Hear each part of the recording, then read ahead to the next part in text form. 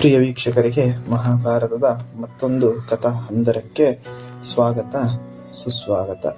ಹಿಂದಿನ ಸಂಚಿಕೆಯಲ್ಲಿ ನೋಡಿದ್ವಿ, ಜನಮೇಜಯ ಸರ್ಪಯಾಗವನ್ನು ಆರಂಭಿಸಿದ ಹಾಗೆ ಅಲ್ಲಿ ನಾನಾ ವಿಧವಾದಂಥ ಬ್ರಾಹ್ಮಣೋತ್ತಮರು ಕಪ್ಪು ಬಟ್ಟೆಯನ್ನು ಉಟ್ಟು ಮಾರಣ ಹೋಮಕ್ಕೆ ರೆಡಿಯಾಗಿ ಕೂತು ಹೋಮವನ್ನು ಪ್ರಾರಂಭಿಸಿದು. ಯಾವಾಗ ಮಂತ್ರೋಚ್ಚಾರಣೆ ಶುರುವಾಯಿತೋ ಆ ಮಂತ್ರೋಚ್ಚಾರಣೆಗೆ ಹೇಗೆ ಬಿರುಗಾಳಿಗೆ ಸಿಕ್ಕ ತರಗೆಲೆಯಂತೆ ಸುತ್ತಿಕೊಂಡು ಬರುತ್ತೋ ಹಾಗೆ ಸರ್ಪಗಳು ಮಂತ್ರದ ಆಹ್ವಾನಿಗೆ ಸಿಕ್ಕಿ ಹೋಮಕ್ಕೆ ಬಿದ್ದು ಸಾಯಲಿಕ್ಕೆ ಶುರು ಮಾಡಿದ್ವು ಅಂತ. ಹಾಗಾದರೆ ಇದಕ್ಕೆ ಕಾರಣ ಏನು? ಯಾಕೆ ಜನಮೇಜಯ ಸರ್ಪಯಾಗ ಮಾಡ್ದ? ಇದು ಜನಮೇಜಯಲ್ಲಿ ನೆಪ ಮಾತ್ರ. ಇಷ್ಟೆಲ್ಲ ಕೆಲಸ ಮಾಡ್ತಿರೋಂಥದ್ದು ಯಾವುದು ಅಂತ ಕೇಳಿದ್ರೆ ತಾಯಿಯ ಶಾಪ. ಏನು ಕತೆ ಹಾಗಾದ್ರೆ ಅಂತ ಕೇಳಿದ್ರೆ, ಕದ್ರು ಮತ್ತೆ ವಿನುತ ಇವರು ಕಶ್ಯಪ ಬ್ರಹ್ಮನ ಪತ್ನಿಯರು. ಯಾವಾಗ ಸಮುದ್ರ ಮಥನವನ್ನ ಮಾಡಿದ್ರೋ ಆ ಸಂದರ್ಭದಲ್ಲಿ ಉಚ್ಚೈಶ್ರವಸ್ಸು ಅಂದರೆ ಶ್ವೇತ ಬಣ್ಣದ ಬಿಳಿಯ ಬಣ್ಣದಾದಂಥ ಕುದುರೆ ಅದರಲ್ಲಿ ಉದ್ಭವವಾಯಿತು. ಅದು ಒಬ್ಬರಿಗೆ ಸಿಕ್ತು. ಆ ಬಿಳಿಯ ಬಣ್ಣದ ಕುದುರೆಯ ಬಗ್ಗೆ ಮಾತನಾಡುತ್ತಿರುವಂಥ ಕದ್ರು ಮತ್ತೆ ವಿನುತ. ಈ ಕದ್ರು ಯಾರು ಅಂತ ಕೇಳಿದ್ರೆ ಸರ್ಪಗಳ ತಾಯಿ. ವಿನುತ ಯಾರು? ಗರುಡ ಮತ್ತೆ ವರುಣನ ತಾಯಿ, ಕಶ್ಯಪ ಬ್ರಹ್ಮನ ಪತ್ನಿ. ಏನು ಮಾಡುದು? ಕದ್ರು ಬಂದು ವಿನುತನ ಹತ್ರ ಕೇಳ್ತಾಳೆ, ಹೇ ವಿನುತೆ, ಉಚ್ಛ್ರೈಶ್ರವಸ್ಸುವನ್ನು ನೋಡಿದೀಯಾ? ಹಾ, ನೋಡಿದ್ದೀನಿ. ಸಂಪೂರ್ಣ ಶ್ವೇತ ಬಣ್ಣದಿಂದ ಹೊಂದಿದಂಥ ಕುದುರೆ ಅದು ಅಂತ ಹೇಳ್ತಾಳೆ. ಅದಕ್ಕೆ ಕದ್ರು ವಿರೋಧವನ್ನು ಒಪ್ಪಿಸುತ್ತಾ, ಇಲ್ಲ, ಅದರ ಬಾಲ ಕಪ್ಪಾಗಿದೆ ಎಂದು ಸುಳ್ಳು ವಾದವನ್ನು ಮಾಡಲಿಕ್ಕೆ ಶುರು ಮಾಡ್ತಾಳೆ. ಇದು ಮಾತು ಬೆಳೀತಾ ಸವತಿಯರಲ್ಲಿ ಮಾತು ಬೆಳೀತಾ ಆಗತ್ತೆ. ಏನಂತ ಕೇಳಿದ್ರೆ, ಹಾಗಾದ್ರೆ ನಾಳೆ ನೋಡೋಣ.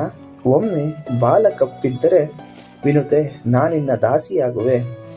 ಬಾಲ ಬಿಳಿಯದಾಗಿದ್ದರೆ ಅಂದರೆ ಸಂಪೂರ್ಣ ಬಿಳಿಯ ಕುದುರೆ ಇದ್ದರೆ ವಿನುತ ನೀ ನನ್ನ ದಾಸಿಯಾಗಬೇಕು ಎನ್ನುವಂಥ ಮಾತು ಬರುತ್ತೆ. ಹಾಗಾಗಿ ಒಪ್ಪಿಕೊಂಡಂತ ಇಬ್ಬರು ಹೋಗ್ತಾರೆ. ಬಂದು ಕದ್ರು ತನ್ನ ಮಕ್ಕಳಿಗೆ ಹೇಳ್ತಾಳೆ, ಹಾವತ್ರ ಹೇಳ್ತಾಳೆ, ನಾಳೆ ಬೆಳಗ್ಗೆ ನೀವು ಹೋಗಿ ಆ ಉಚ್ಛ್ರೈಶ್ರವಸ್ಸಿನ ಕುದುರೆಯ ಬಾಲಕ್ಕೆ ನೀವು ಸುತ್ತುಕೊಳ್ಬೇಕು. ಯಾವಾಗ ವಿನುತ ಬಂದು ನೋಡ್ತಾಳೋ ಆವಾಗ ಕುದುರೆಯ ಬಾಲ ಕಪ್ಪಾಗಿ ಕಾಣಿಸ್ಬೇಕು ಅಂತ. ಅದಕ್ಕೆ ಸರ್ಪಗಳು ಒಪ್ಪೋದಿಲ್ಲ. ತಾಯಿ, ನಾವು ಈ ಥರದಾದಂತಹ ಪಾಪ ಕೆಲಸವನ್ನು ಮಾಡೋದಿಲ್ಲ ಅಂತ ಹೇಳ್ತಾಳೆ. ಅದಕ್ಕೆ ಸಿಟ್ಟಿಗೆದ್ದಂತಹ ಕದ್ರು ಶಾಪವನ್ನು ಕೊಡ್ತಾಳೆ. ಏನಂತ? ಮುಂದೆ ಜನಮೇಜಯ ಎನ್ನುವಂತಹ ರಾಜ ಸರ್ಪಯಾಗವನ್ನು ಮಾಡ್ತಾನೆ, ಆ ಸರ್ಪಯಾಗದಲ್ಲಿ ನೀವು ನಾಶವಾಗಿ ಹೋಗಿ ಎನ್ನುವಂಥ ಶಾಪವನ್ನು ಕೊಡ್ತಾಳೆ. ಹಾಗೆ ಶಾಪದ ಕಾರಣದಿಂದಾಗಿ ಇವತ್ತು ಆ ಸರ್ಪಯಾಗಕ್ಕೆ ಸರ್ಪಗಳು ಬಂದು ಬೀಳುತ್ತಿರುವಂಥದ್ದು. ಹಾಗಾದ್ರೆ ಇದನ್ನ ಯಾರೋ ತಡಿಲಿಲ್ವಾ? ಇಲ್ಲಿ ತಡೆಯುವಂಥವ್ರು ಯಾರು ಇರಲಿಲ್ವಾ ಅಲ್ಲಿ ಅಂತ ಕೇಳಿದ್ರೆ, ಆ ಯಾಗವನ್ನು ನೋಡಲಿಕ್ಕೆ ಅಂದರೆ ಪ್ರಧಾನ ಋಷಿಯಾಗಿ ವ್ಯಾಸರಿದ್ದರು. ವ್ಯಾಸರ ಮಗನಾದಂಥ ಶುಕಾಚಾರ್ಯನಿದ್ದ, ಪುತ್ರರಿದ್ದರು, ಶಿಷ್ಯಂದರಿದ್ದರು, ಉದ್ಧಾಲಕನಿದ್ದ, ಕಾಮಠ ಇದ್ದ, ಶ್ವೇತಕೇತು ಇದ್ದು, ಶ್ರುತಕೇತುಗಳಿದ್ದರು. ಇಂಥ ಮಹಾ ಋಷಿಗಳು ಆ ಯಾಗವನ್ನು ನೋಡಲಿಕ್ಕೆ ಬಂದು ಕೂತಿದ್ದಾರೆ.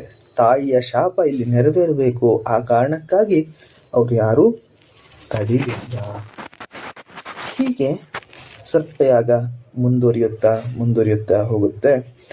ಹಾಗಾದರೆ ಈ ಕದ್ರುವಿನ ಶಾಪ ಯಾಕಾಗಿ ಬಂತು ಅಂತ ತಿಳ್ಕೊಂಡ್ರೆ, ಇವ್ರ ಮಕ್ಕಳು ಯಾರು ಅಂತ ಕೇಳಿದ್ರೆ, ಕದ್ರುವಿನ ಹಿರಿಯ ಮಗ ಶೇಷನಾಗ, ಎರಡನೇ ಮಗ ವಾಸುಕಿ. ಈ ಶೇಷನಿಗೆ ಹಾವಿನ ಗುಣಗಳು ಹಿಡಿಸಲಿಲ್ಲ. ಹಾಗಾಗಿ ಅವನು ನಾಗಗಳ ಗುಂಪನ್ನೇ ತ್ಯಜಿಸಿ ನಾರಾಯಣನ ತಪಸ್ಸನ್ನು ಮಾಡಿ ವೈಕುಂಠ ಲೋಕದಲ್ಲಿ ಹಾಗಾಗಿ ಮುಂದುವರಿತಾ ಅದಕ್ಕೆ ವಾಸುಕಿ ನಾಗಗಳ ರಾಜನಾಗ್ತಾನೆ.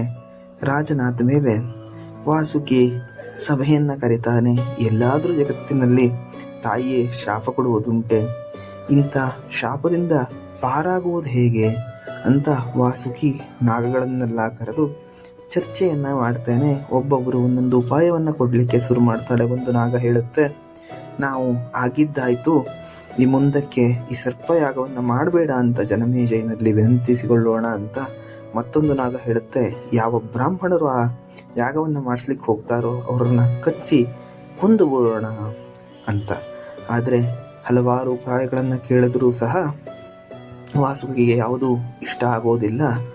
ಅದಕ್ಕಾಗಿ ಇದು ಯಾವುದೂ ಸರಿಯಲ್ಲ, ಬೇರೆ ಏನನ್ನಾರು ಯೋಚನೆ ಮಾಡಬೇಕು ಅಂಥ ಸಂದರ್ಭದಲ್ಲಿ ಅಲ್ಲೇ ನಾಗಳಲ್ಲಿ ಒಬ್ಬನಾದಂಥ ಯಲಾಪತ್ರ ಎನ್ನುವಂಥ ಒಬ್ಬ ನಾಗ ಎದ್ನಿತ್ ಹೇಳ್ತಾನೆ, ನನ್ನ ತಾಯಿ ಯಾವಾಗ ಶಾಪ ಕೊಡಲು ಉದ್ಯುಕ್ತಳಾದ್ಲೋ ಆಗ ಅಲ್ಲಿ ಬ್ರಹ್ಮದೇವರೂ ಸಹ ಇದ್ದರು.